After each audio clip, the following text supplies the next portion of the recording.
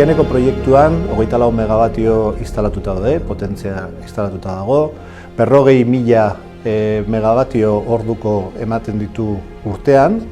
Horrek ematen du energia 15.000 etxeetzako gutxi gora bera 15.000 etxe konsumitzen duten energia urtean.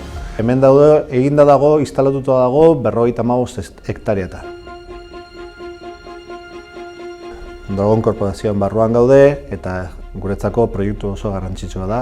Jartzen gaitu energia berriztagarrietan, jartzen gaitu lehenengo posizioan Euskal Herrian eta referente bat bezala. Eta guretzako oso garrantzitsua izan da Mondragon taldeak gurekin apustu egitea parke honetan.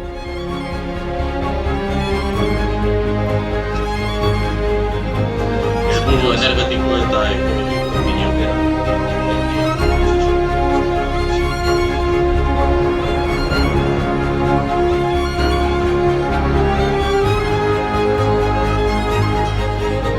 Energia berriztagarria da etorkizuneko energia.